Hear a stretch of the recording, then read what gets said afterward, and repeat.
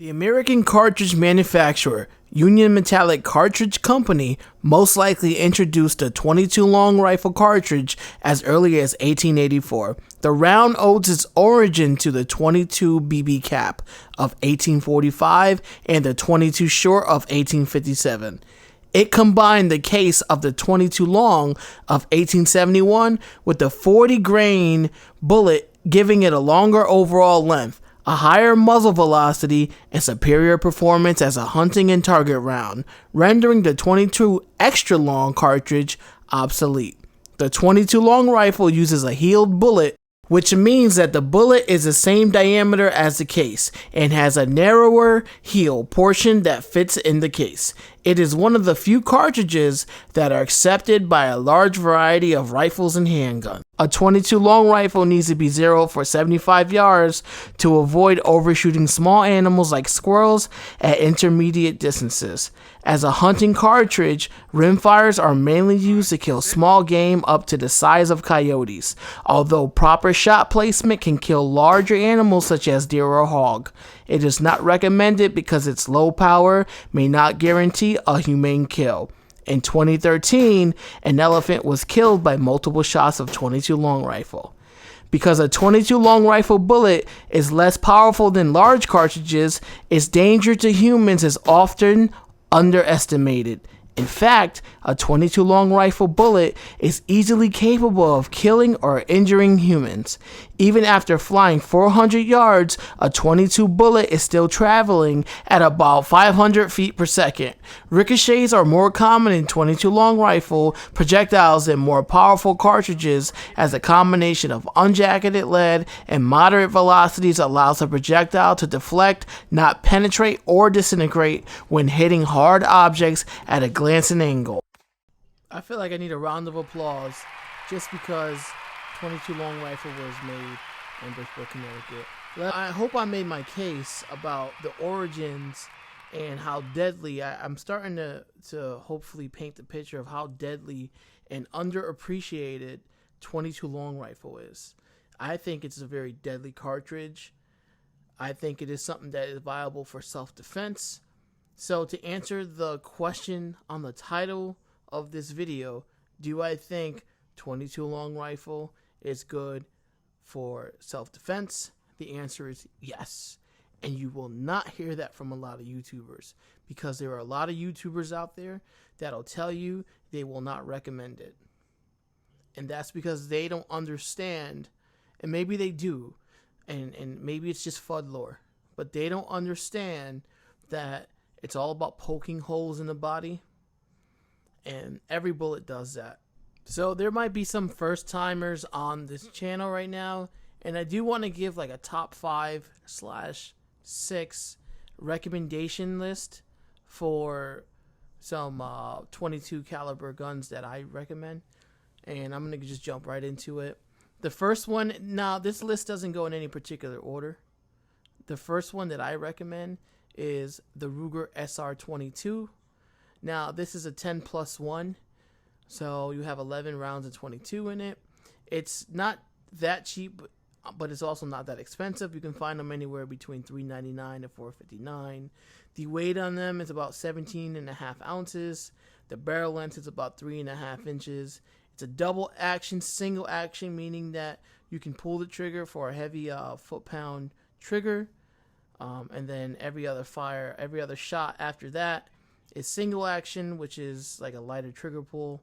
And the width of the gun is about 1.3 inches wide. So the Ruger SR22 is kind of famous. A lot of people use it. When I went for my pistol permit in the state of Connecticut, yes, it is not a constitutional carry state. When I got my pistol permit in Connecticut, we used the SR22. And it was pretty good, and I think it's good for beginners. Now, the second on this list is another Ruger LCR 22. It's an 8-shot cylinder, $719 MSRP. You know, you can find it cheaper in your local gun store. It's lighter. It weighs in at 14.9 ounces. Its barrel length is 1.8 inches. Short, snubby barrel, but with the right load of 22, you can get the job done.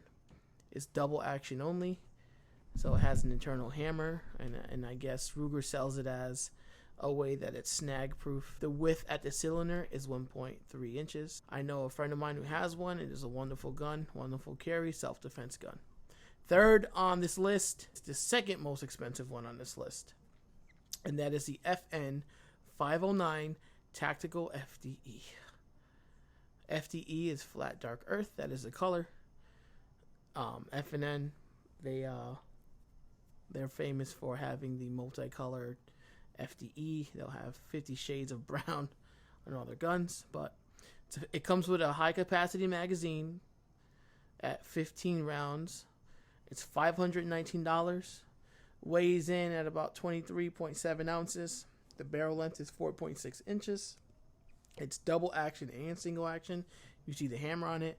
I do love double action, single action 22s. And the width is 1.4 inches. I've seen great reviews on this gun. No, I have not shot it, but I've seen great reviews on it, and the people that I watch don't get paid. They're not like FN shills. You know, they're not part of the marketing scheme on YouTube, and it's got raving reviews. The fourth recommendation I have is the Ruger LCP 2 and 22 long rifle. Something I do carry, and I really love. It is a pocket gun. I just throw the stats up there so you guys can see it. But it is a pocket gun. I carry an extra mag too with it, if you want to see that. With some real cheap box 22. It does really well with that. It's a 10+1. I paid $2.99 for it. It weighs in at 11.2 ounces. It has an internal hammer, which is real interesting. The barrel length is 2.75 inches, and the width is 0.81 of an inch. It's really thin. It's really small. I'll show it to you again. I'll show you how thin it is. It's a very thin, lightweight gun. It is a 10+1. It got some hollow points in there. I shot this thing. Now, I do want to give you some tips. If you do go with an Ruger LCP2, I'm telling you right now, do not buy Federal Punch. Do not buy any of the nickel-plated copper rounds. Any of those like Hyper 22 ammo. This gun does not shoot well. Do not buy it. I'm telling you right now, it does not work. Go out there and get yourself some plinking 22. This gun is going to eat all of that. That cheap stuff that you doubt is the stuff that will come out. I did that on purpose. That cheap stuff that you doubt is the stuff that will come out. So go ahead and buy yourself some of that cheap plinking 22, and this thing will eat all of that. No problems. Go out there and get it. The fifth gun I also own, and I love, the Ruger Mark IV. Woo! Great gun. Great gun. It's my first 22. It's a 10+1. It is the most expensive gun on this top 5/6. $799 MSRP. I paid $799 MSRP pre-COVID. Weight is 42.8 ounces. It's super heavy. It's an interesting design because it's an internal bolt, single action design, so you have to cock it for it to actually shoot. There's less moving parts in it. So the way Ruger designed the Mark IV is to be like a super accurate gun, and it's an accurate 22. I love it. I have no issues with it. I have the Target model. They have 1 million models with 1 million colors. Go online, look it up. It's not thin, but it's not too thick. It's at 1.2 inches, right? As far as the width goes. And this is another hard recommend. If you like the design of this, if you like the stainless steel, they have blued models. They have longer barrels, shorter barrels, all types of designs. It is my first 22.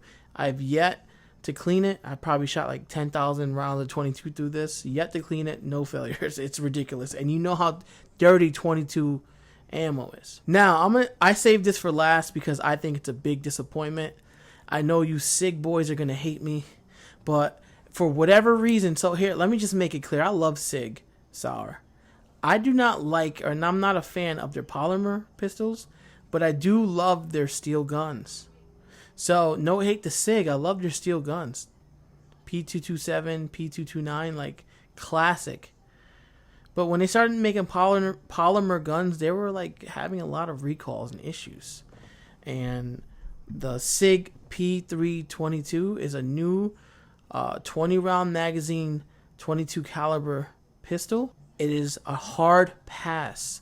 Go online, look at the reviews. It keeps jamming. It might be an issue with the magazine, to be honest. I don't think it's an issue with the gun. It's probably the magazine, but it has a lot of failure to feed. A lot of that. Also a lot of failure to eject. Weight is 17.1 ounces. It's a striker fired. Barrel length is 4 inches. Its width is 1.4. It's the highest capacity mag here. It's the 20 round. There's a lot of things going for it. But the magazine, I predict it's a magazine. I think they're going to recall it. But right now, just wait. If you're looking for a good 22 and you think this is the one, I'm just telling you guys to wait. Because the SIG has a lot of bad reviews out there. I haven't shot it myself. But there's a lot of people I trust, like Nut and Fancy, that ran these things down. And it's just a disappointment. And, you know, I had high hopes for this gun. But a lot of people were saying, no, Lucky Gunner. Like, there's a lot of people saying wait. So let's just wait. Now, this thing could be a beast the same way that the P365 had issues at first and became a beast. But if you're in the market for a 22 right now, skip the SIG P322 or you're going to have an issue. That's all I'm saying. I appreciate all y'all out there. I've been getting a lot of love out there. I'm from Connecticut, so you know the gun laws out here are pretty tough. Once again, my point is 22 caliber is a viable self-defense round. Do not let the internet, pun intended, do not let the internet tell you it's not. Go out there, do the research, look at the hard evidence. There's been plenty of self-defense scenarios with 22s and they work. People do not want to get shot with a 22. Animals don't do well with them as well. I'm not saying only buy a 22. If you had to buy one gun, I'm going to recommend a 9mm, most likely a Glock 19. My personal preference. But if a 22 added to your arsenal will not decrease it, it'll increase it. It'll increase your capabilities. It's plentiful. You can silence it, and it is damn near, the action of the gun is louder than the actual bang of the cartridge. It's a deadly caliber. Do not underestimate it. Go out there, guys and girls, have some fun. I hope you like what you watched today. Tune in for the next video.